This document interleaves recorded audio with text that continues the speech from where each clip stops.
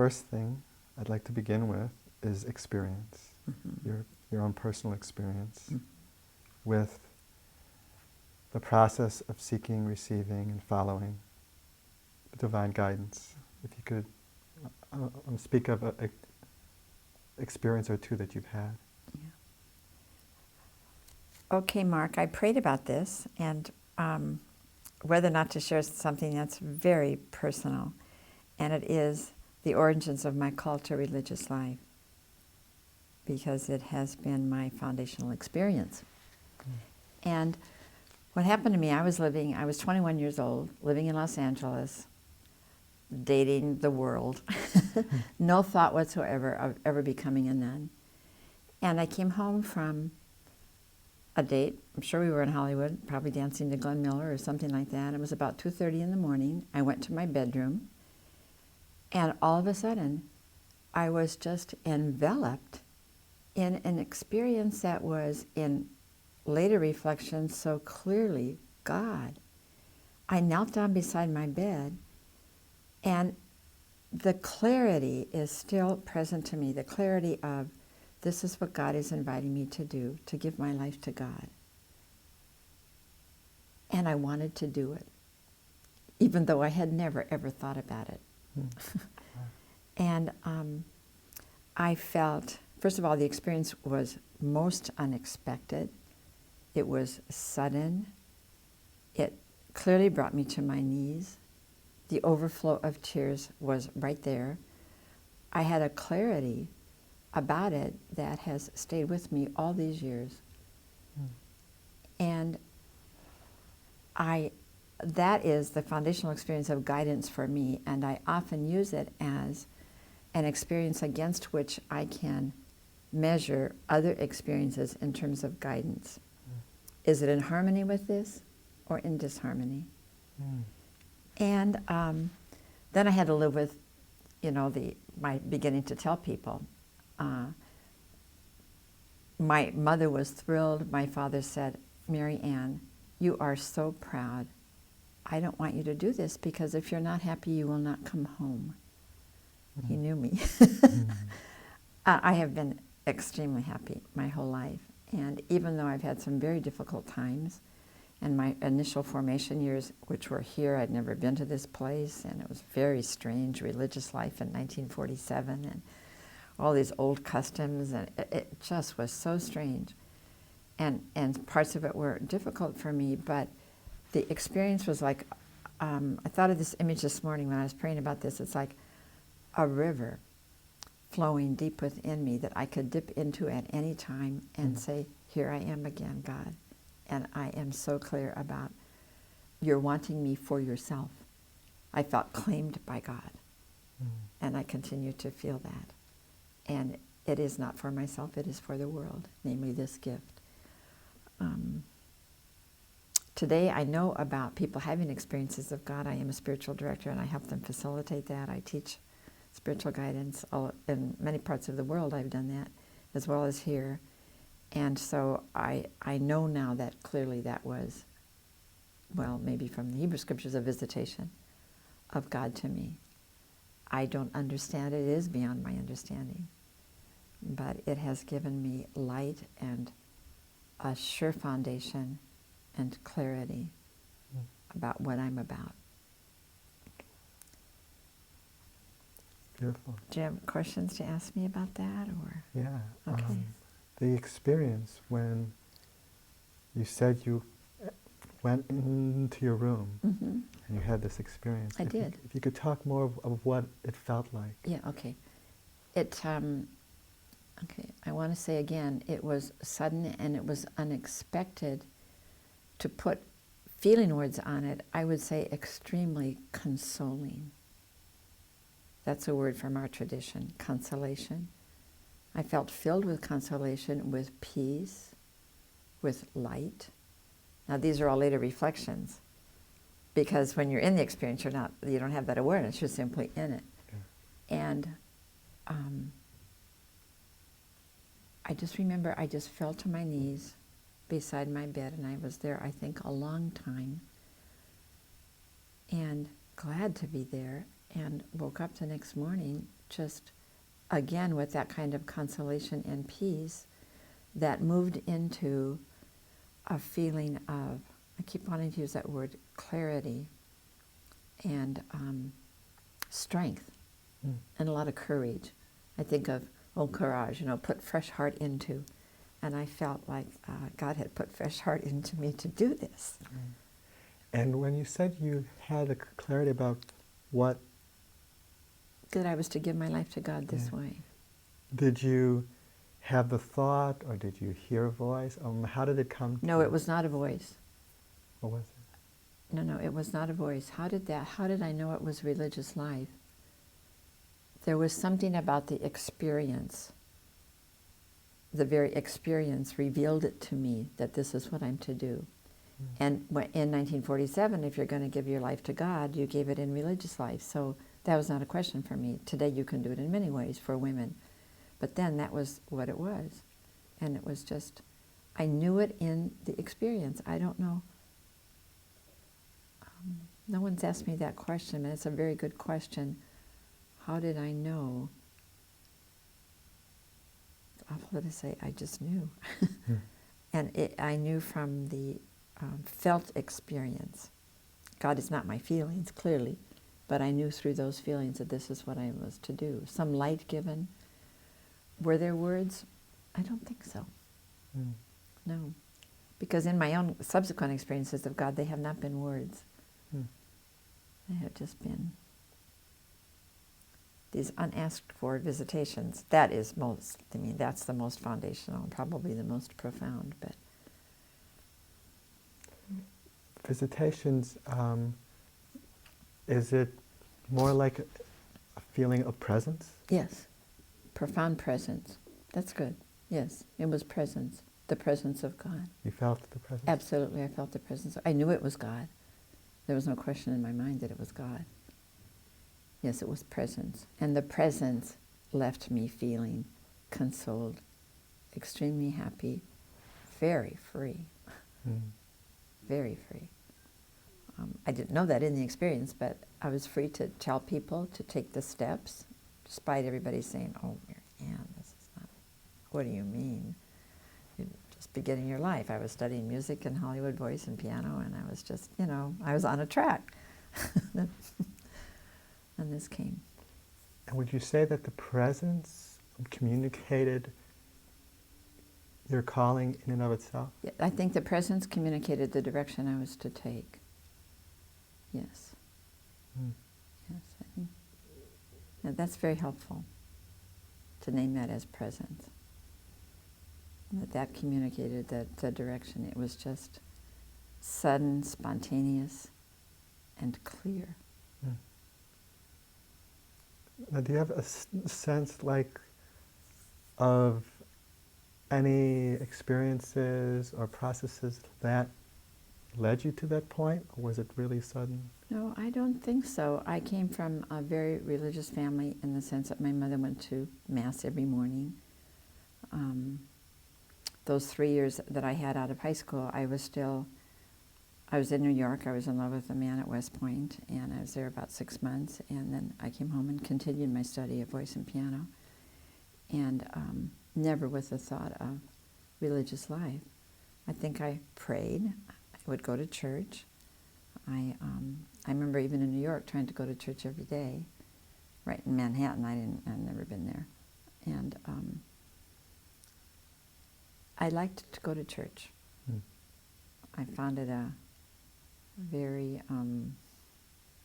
supportive place for where I was in my life. And it was just, I think I just kind of intuited that from my mother and just lived it. And it was only later that I realized I was doing that. I wasn't, how much a part of my life it was. And it was not uncommon for me to kneel down before I would go to bed at night and pray. So maybe that automatic response came from my having done that before. But it was never a thought of religious life. If anybody had said that to me, you've got to be kidding. But you did have experiences where you spoke to God. Oh in yes, prayer oh yes, I was praying. Yeah. So that was not unfamiliar to me to do that. I couldn't even tell you the churches in New York or what parish I was in or anything like that because it was so long ago, but I remember that I did that every day.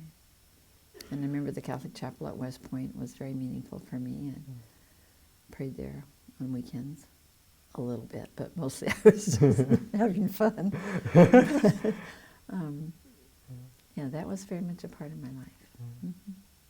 If we could hold for 1 minute. Yes. I need to.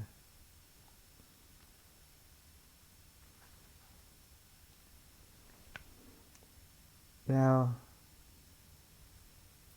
after that experience and heading into the calling that you were called to do,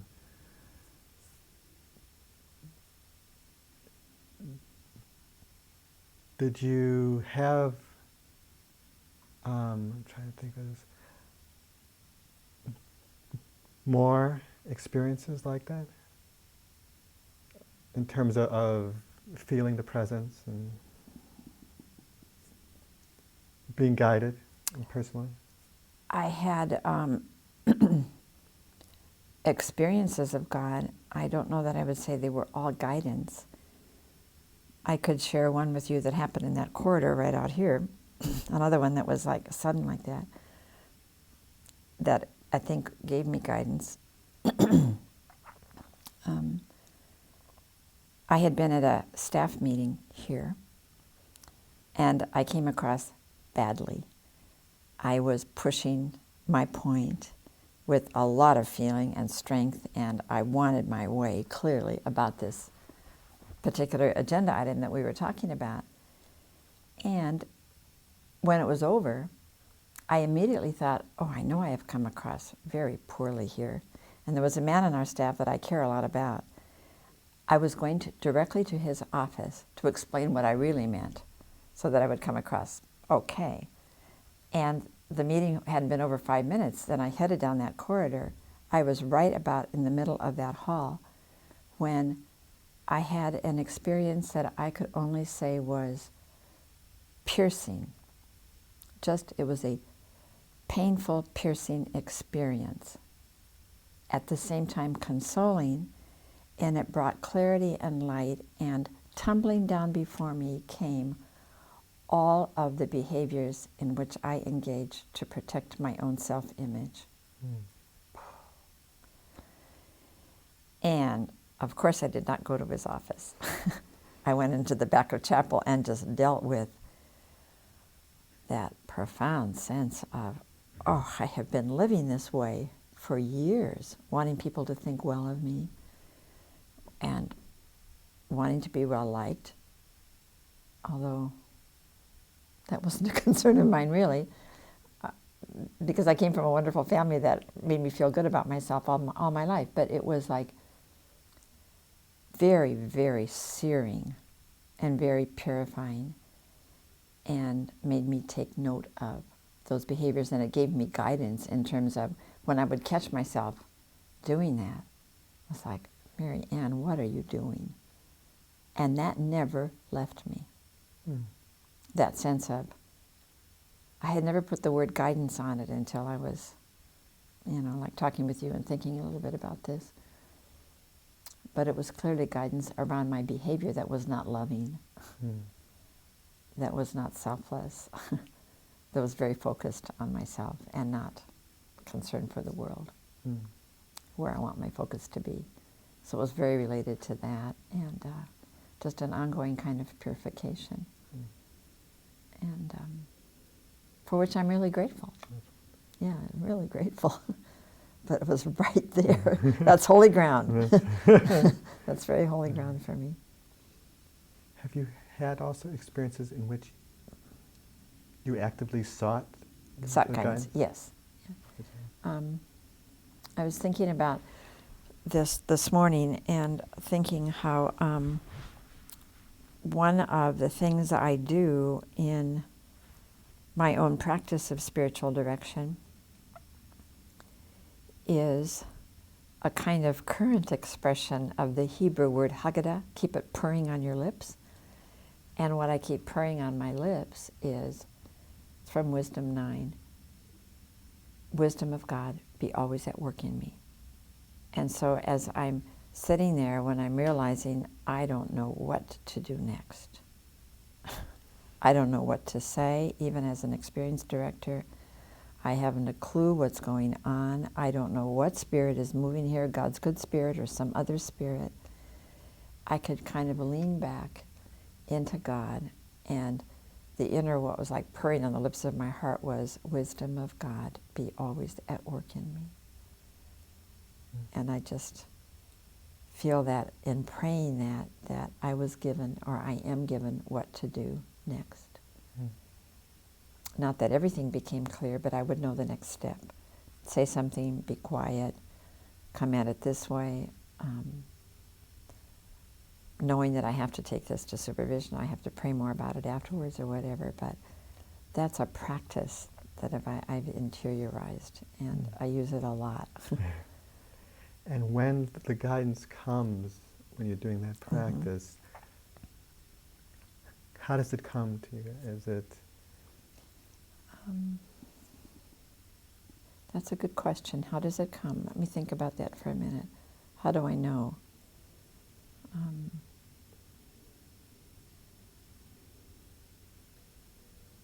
I think about something first.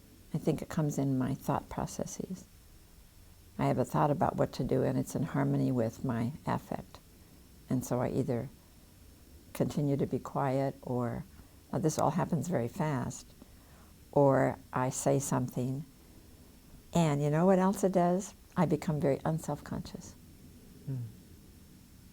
Because at that moment I'm self-conscious. When I don't know what to do, I'm back on myself. And so one of the fruits of that is I'm realizing that all of a sudden I'm very engaged in the conversation and I'm not thinking about myself. I wish I could live that way all the time and be very unself-conscious. But that's one of the fruits of, I think, that prayer. That then I'm not thinking, I'm just knowing that God is there and I'm engaged. And in later reflection, if you asked me what I did next, I probably couldn't even tell you. But it seemed right. And it left me grateful. But that brings me to the question of discernment. How do you discern what is from God, from guidance, and what isn't? I want to frame this. My understanding of discernment is making discrete, sifting through, if you will, all my inner affections to come to know, because I think discernment is a way of knowing which one of those are most in harmony with who I really am, my most authentic self, and the Spirit of God living and dwelling there, and which feel in disharmony. So that's my, just in a nutshell, my understanding of how I use that word discernment. And probably in two ways do I come to know. One is by intuition, which is a way of knowing. And I think I am highly intuitive. And sometimes I just know what to do. But more often than not, it is that matter of sifting through my feelings that I've come to honor and believe that they're eminently trustable, as long as I stay in harmony with my authentic self and where it is that God's good spirit is living in me, where I feel at one, with God, and what feels in disharmony. And what doesn't feel like it's really of God, I try to pay attention to that. And at the end of each day, try to, kind of sift through and say what felt in harmony with God and what doesn't. What are the qualities of those? Okay, the qualities of the harmony. I keep using that word consolation again. It's from our tradition.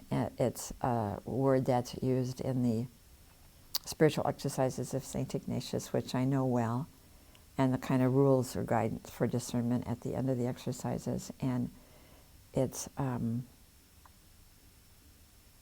courage,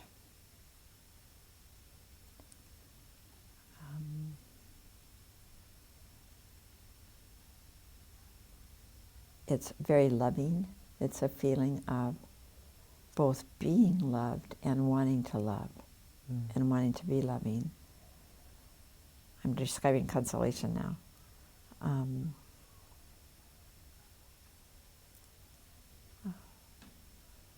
Peace. Although sometimes in the consolation, like I use that experience about here in the corridor of it's both piercing and consoling. Okay, so it's not incompatible with that. Okay, joy. Those would be some qualities of that consolation. And joy is a big criterion for me. Like, what's going on, Marianne, that you're not happy? And if I can stop and move back to where that moment was, a movement away from happiness. Now that means something very, very deep. It's not like, on the surface I'm just kind of giddy all the time or something like that, but a deeper kind of joy that I pray for a lot, because I believe God wants us to live from there, from joy. And it's hard to live with it. There's not support for joy in our culture, I don't think. Much more support for it's so hard. So that's one of the ones. And the other movement would be kind of desolation. That is a kind of darkness. And I don't mean darkness because of the absence of God, but just darkness because I've moved away from that joy. For myself personally, I feel kind of irritable. Like Crabby Jean's Day or something. But it's like, what is this that I'm just restless? Would be some qualities. Now, those are not the words that Ignatius uses, but those would be the words I'd put on it from my experience. Yes. And that does not feel in harmony with me at all, with who I know myself to be and come to have known myself to be. Does that answer your question? Yes. Okay. And that brings me to another question of what practices and tools have you used, and do you use to prepare yourself to receive? To receive guidance. Yeah, because you were talking about right now about being able to reach your authentic self. Do you have practices to get you there so you can receive? Yeah. Well, my own prayer, my own practice of prayer, and my faithfulness to that, which is not always easy. So a commitment to an ongoing life of prayer, certainly. And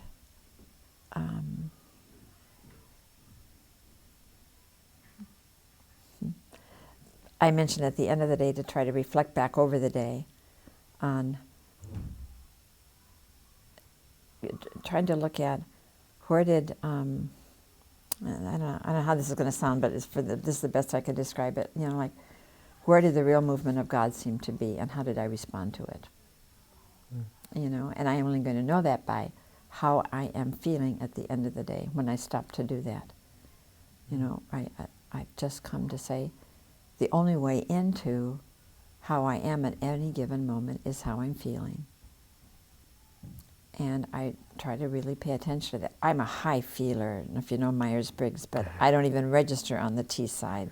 I am off-the-wall feeler. Ask the two that I live with, who are strong Ts, And so I've come to respect my feelings and to own them and to know that they give me a lot of information. So at the end of the day, I try to really pay attention to that. And if I'm not too tired, look back at where was the shift? What happened that I felt that I was living with such spontaneity and freedom and joy and unself-consciousness, and what happened that I'm not that way now?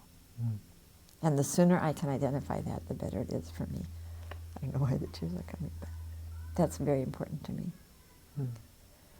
Being in spiritual direction. I couldn't do spiritual direction if I'm not meeting at least once a month or more frequently with my own spiritual director, where I can put everything out and have someone else help me to objectify, or what's this again, Mary Ann, or help me explore something that I was not aware of because I'm blind. And I don't always see. But that's a practice at the end of the day that's very important to me. And if I can do it before the end of the day, I'll stop and do it. I have to. Because I'm presenting myself as a public image around here all the time, whether it's one-on-one or with my staff or people who live here or come here or whatever. And first of all, I don't like living from that other place. I don't think. It's not in harmony with this foundational experience that was given to me for the world. Could you talk a little bit about the experience of following your guidance? Mm-hmm. Mm-hmm.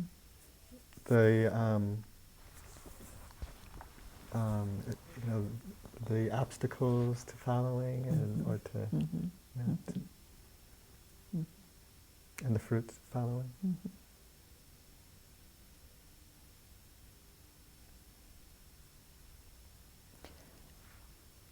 Okay, probably one of the greatest obstacles to following is not taking care of myself.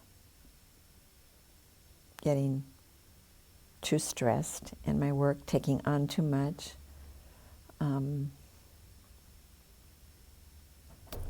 trying to take care of the world, everybody that's in my world. And so I get fatigued.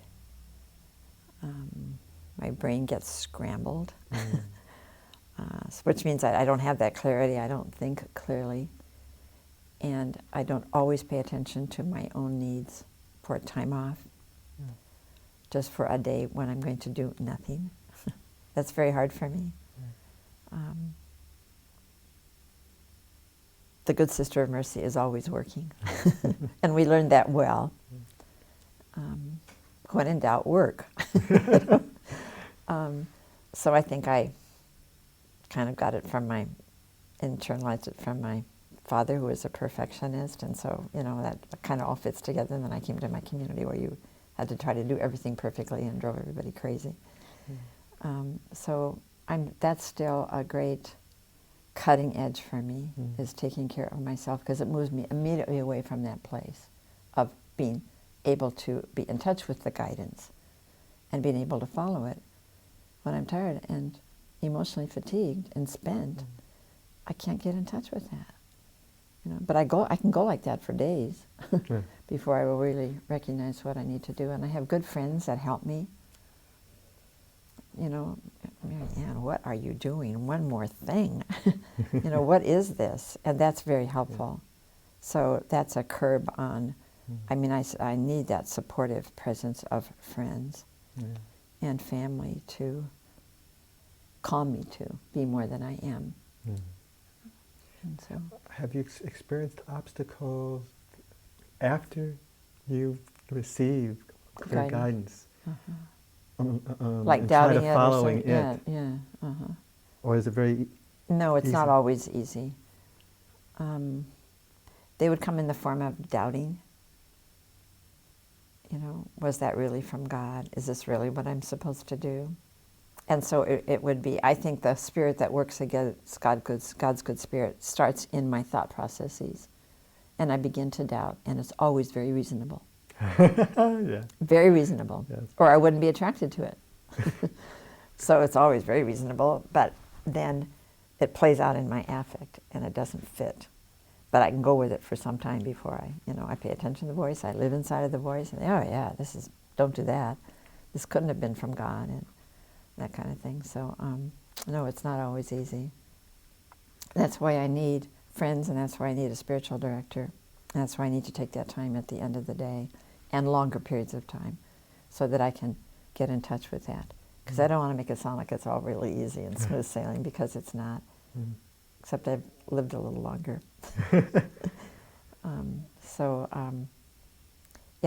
The thoughts come that make me doubt the guidance that I received. That would probably be the biggest one. And the fruits from following Oh, that guidance? one of the biggest fruits is freedom, spontaneity, and unself-consciousness. I have that desire to live unself-consciously. And when I'm in harmony with my authentic self and the guidance that I've been given, I'm most unself-conscious. I think I'm at my best. And I can live freely who I am. I think I have a sense of humor. I think I am called to live spontaneously and freely. But then my over-seriousness takes over. And I get both shoulders under it and work hard. What is this, So those are some of the fruits of it, I think, of following the guidance that's given to me. Let me see now.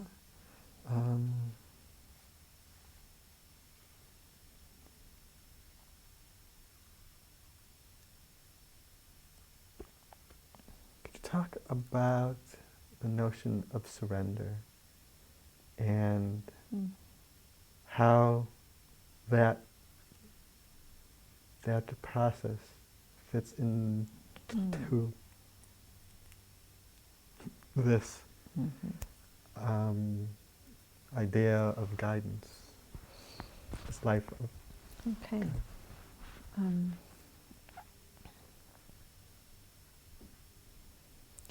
talking so much about myself, and I find this very hard, but I'd like to relate it to a movement that was clearly God's guidance to begin an organization called Spiritual Directors International. I had been aware of the need for networking spiritual directors, like through the 80s. And I was part of an organization of spiritual directors that was only for people who taught in seminaries, and I taught in a seminary. So I was on the board of this group. And one of the best things I did at the end before I went off the board was to get this region to merge with the Midwest. But then I found that here all these directors, I brought them together for conferences that were outside of seminaries because we always opened everything. I knew there was this need, and it kept nudging at me to do something. I had a very good friend who kept saying, "Marianne, when are you going to do something for spiritual directors?" And there was a real struggle with God around this. Start an organization, I wouldn't even know where to start. And so both the urging inside of me to do this and this one friend in particular that would not leave me alone, and she's not a spiritual director or anything, she's just a very good friend who knows me well, those two things kind of came together, and I said to God, I will take this first step. And that for me was a real moment of surrender, because the struggle had been there, I would say 4 to 5 years. I don't have to do this. I'm not the one to do it. How come somebody else doesn't come forward, and all of that. And then, I don't know, the moment came, and I said yes to God, and I said, I will do this much. I will call people across the country, 7 people that I know, ask them if they would be on a committee to begin to look at, is there a need for such an organization? And then it just took off, and of course now we have the organization. It's 10 years old, 3,200 members from all over the world. We have a journal, all of that. And so I knew that was right, but it was very, very hard to do. But something helped me to let go. I'm not sure what, except I just continued to try to pay attention to that inner nudging. I knew that was God. And I had to just let go of, I don't know how to do this and all that, just let go of it and just start. And it moved along. So that was a moment of surrender to me. Do you consider surrender an important part of the guidance process? Yes, because if you receive the guidance and it's clear, you're either going to go with it or not, I think. Yeah. Once you know it's clear, now sometimes you have to get that kind of clarity through spiritual direction or talking to a good friend to sort through, you come down to these two things, that this is the invitation. And for a woman claimed by God, I have no choice, really, ultimately. It's probably that very tender place where my desiring self and my resisting self meet, and I cannot not surrender, or I wouldn't be who I am.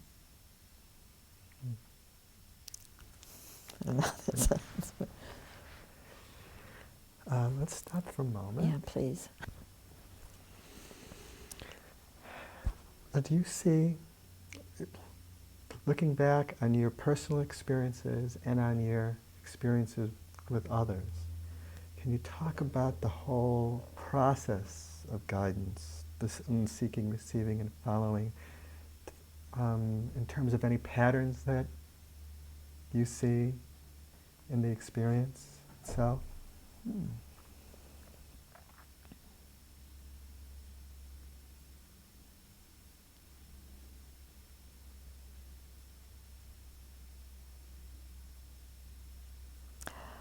I don't know if this is I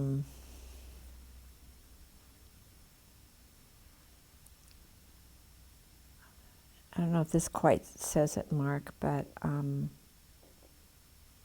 certainly it is not initiated by me, the guidance. I think even if I am seeking it concretely, like even when I came on staff here full-time, I had to really pray about, do I really want to be here full-time, because I was freelancing. And I think even in the seeking the guidance, that God is already at work in that. And so it certainly would be, part of the pattern would be the seeking and the praying, and or those incredible moments of just God just coming. And seeking. And seeking me or another. And then there's the response. And what is that? Because I think once it's clear that you're seeking it and you've received it, then there has to be the response. And the response, I think, is either to go with the guidance or to go against it.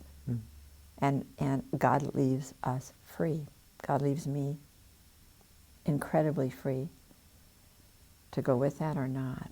And the people that I direct, I see the same thing. And then I check the fruits of that. What do the fruits seem to be? Do they seem to be in harmony with both my and others' authentic self, and how it is that they are experiencing themselves as themselves, and God present there? Does it seem to be in harmony with that or in disharmony with that? So I think it's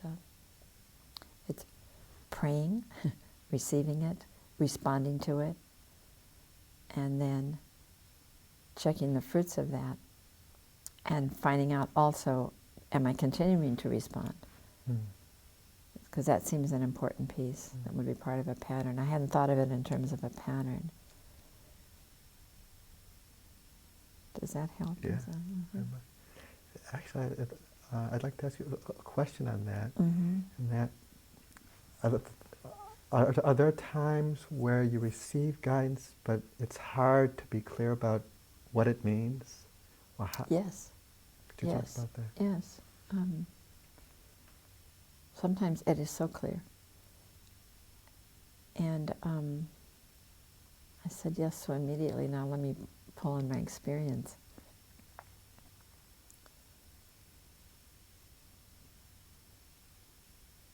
This is more general, and I'm not identifying a particular experience here, but must be in my experience if I'm talking about it, that I can't on my own know that this is of God. I need to check it out with somebody because it's not clear. It kind of seems this way, but I don't know.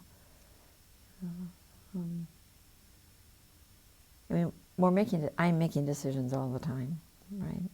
And if they're more major, or they're going to really impact the life of another person or the world, like this organization, and it's not clear, then I would have to ask for clarity. Well, I'd continue to pray, but I'd ask somebody else. I'd put it out as honestly as I could and say, help me to explore this. Sometimes it's very clear, Yes. but when it's not clear, then you seek. Yes. Somebody else to help me with it. Absolutely. Because I'm blind. Someday I will see clearly. I see God face to face, but this side of that, there are blind spots. And I wanted to follow what God wants. Now, the last one. How has following the guidance affected your life? That's a biggie.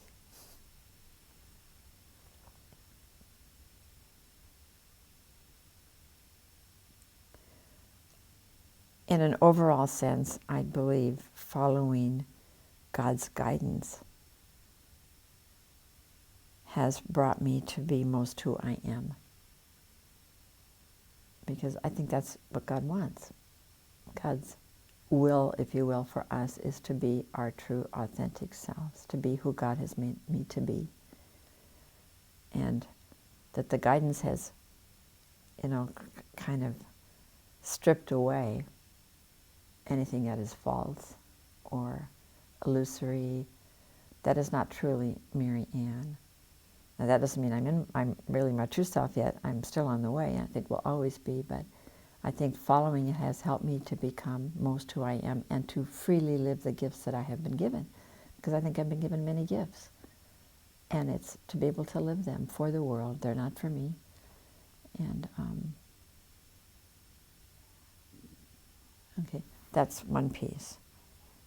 Then I think very closely related to that is to say a little bit more about living the gifts that I have at the service of the world. So following the guidance is always so that there can be more love in the world and more healing and more life, and however it happens, because I believe every time I surrender to the guidance, the world is different. I do believe that. And so whatever I'm doing in terms of following that guidance is clearly meant not for me, but for the world, however that happens. In some mysterious way it happens. Because it's all about loving. So if I'm more myself, I'm more loving. And therefore, there's more love in the world. And the world is different in that sense. I think that's true for everybody. So much of what I do is helping people to become most who they are. Because I believe that's what God wants. That incredible image of God that God has put in each of us. And if it's lived, there's more of God revealed in the world. So to be of service to that is kind of what I think I'm about. However it happens. I'll leave that to God. It's beyond me how it happens. Thank you.